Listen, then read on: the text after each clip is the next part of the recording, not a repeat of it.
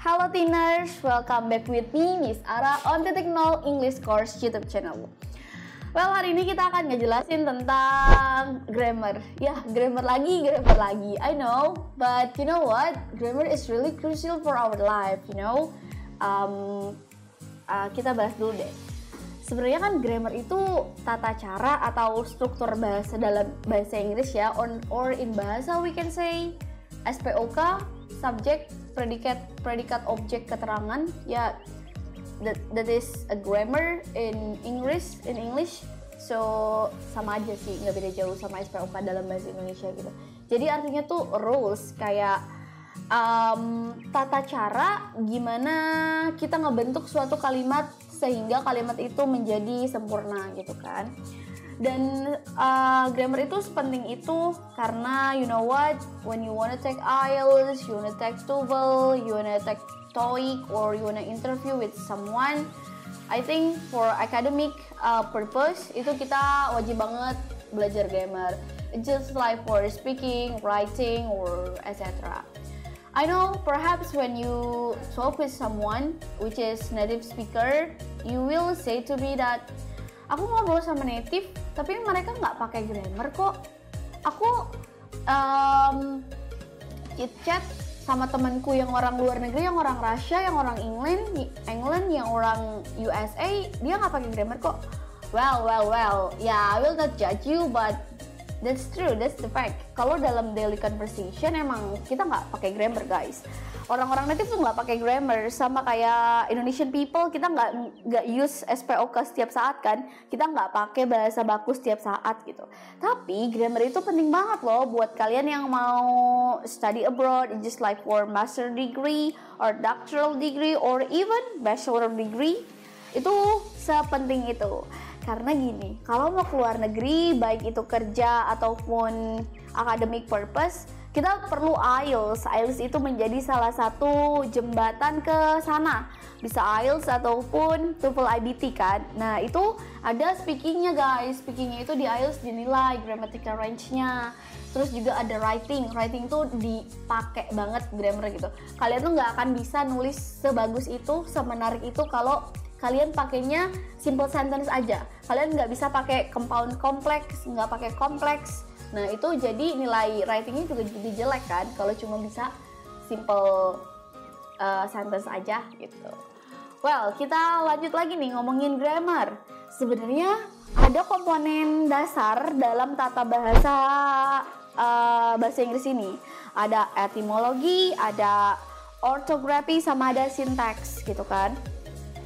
Nah, etimologi ini tuh kita bisa bilang tata cara penyusunan huruf-huruf yang tepat ke dalam sebuah kata.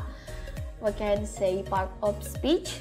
Ada 8 bagian di dalam etimologi ini. Ada noun, adjective, ada verb, pronoun, adverb, preposition, conjunction, sama interjection.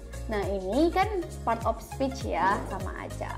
Terus yang kedua nih ada ortografi. Ortografi itu biasanya ada hal-hal kayak ejaan, kapitalisasi, pemenggalan kata, sama tanda baca. Yang pertama ada letter. Letter itu huruf is like A, B, C, D, E, F, G, etc. Ada word. Word itu kata, contohnya just like idea, freedom, year, month, itu kan kata ya, itu masuknya word. And then ada syllable. Syllable tuh penggalan suku kata, it just like dia dibagi dalam 4 jenis syllable. The first one is monosyllable. Monosyllable itu satu ejaan suku kata aja, it just like book, bring, think, thin, click, make, etc. Jadi syllable itu kan penggalan suku kata. Jadi kalau nggak bisa dipenggal itu satu suku kata, berarti kayak book itu nggak bisa dipenggal kan. Terus ada di syllable, ada 2 suku kata, penggalan 2 suku kata. It's just like crazy, lazy, happy, etc. For example, kenapa aku bisa bilang 2 penggalan suku kata? Karena crazy, happy, and then tadi ada lazy, itu kan 2 kan, la sama z, ha sama p, cray sama z. Jadi itu maksudnya syllable. Well, next ada three syllable. Three syllable itu is just like penggalan suku katanya ada 3, it's just like remember, happiness, and then the last one ada polysyllable. Polysyllable itu jadi dia ada 4 penggalan suku kata. For example, ada location, responsible, it's just like a location, 4 kan? Terus responsible, 4 juga. Nah, itu deh namanya syllable. Ini syllable juga nanti akan ngaruh banget ke materi grammar yang namanya comparison degree. Well, ada yang namanya syntax. Syntax itu gimana ya? Tata bahasa yang mempelajari tentang proses pembentukan suatu kalimat gitu. Contohnya apa ya? Kita bisa bilang syntax itu klausa. Klausa dalam pola kalimat is just like noun clause, adjective clause, adverbial clause, kayak gitu. Itu namanya syntax. Terus nih, kita ngomongin nih ada komponen umum dalam grammar. Yang pertama ada sentence. Ya, sentence atau in bahasa we can say kalimat. Iya. Ciri khas dari sentence bahasa Inggris itu subjek sama verb. Satu kalimat itu harus mengandung subjek sama verb. Contohnya gini. This essay will be presented by me. Kayak essay ini akan dipresentasikan oleh aku. Jadi this essay itu tuh as a subject, will be presented itu jadi verbnya.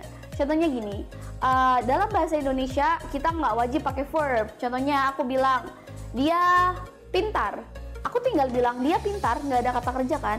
Tapi dalam bahasa Inggris tetap harus ada verbnya. Verbnya apa? Kita lihat subjeknya itu kan dia. Dia bisa she, bisa he. Jadi pasti pakainya to be. To be-nya itu is. Jadinya she is smart, she is brilliant, she is intelligent, she is clever. Kayak gitu. Jadi harus tetap ada verbnya. Bisa to be nominal ataupun verb yang kayak eat, run, dan lain-lain. Next ada noun sama pronoun. Noun itu gampang, noun itu kata benda, nama tempat. For example, just like Indonesia, Bandung, Yogyakarta, Surabaya, Jakarta, or book, idea, dokumen, itu masuknya noun. Ada pronoun juga. Pronoun itu kata ganti benda. Contohnya, I, we, they, she, he, it. Tapi itu pronoun sebagai subjek. Kalau kalian mau belajar pronoun itu harus hati-hati karena pronoun itu beda-beda. Yang sebagai subjek apa, sebagai objek juga. Yang tadinya subjeknya I, kalau dia jadi objek jadinya me. Kalau misalkan itu jadi kepunyaan nantinya jadinya my. Jadi sebeda-beda itu. Oke, terus lanjut lagi nih, ada apa? Ada be. Ya, yang tadi aku mention tadi. Be itu ada apa aja? Ada SMR, ada was were, ada be, been, being, kayak gitu. Itu be, tergantung tenses yang mau kalian pakai gitu. Terus ada verb.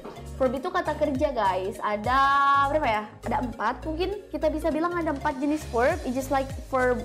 Ada 5. Verber. Verber itu verb asli yang nggak ditambahin SIS. Contohnya is just like study, write, swim, kayak gitu. Itu verber. Terus verb 1. Verb 1 itu verb asli atau enggak verb yang ditambahin SIS. Jadi it depends on subjeknya. Kalau she, he, it dia pasti ditambahin SIS. Contohnya yang tadinya study jadi studies, yang tadinya write jadi writes, kayak gitu. Terus ada verb 2. Verb 2 ini tuh untuk simple past tense. Just like studied, wrote, terus ada swam. Tergantung dia irregular verb, kalau enggak regular verb. Kalau regular verb ditambahin ed aja.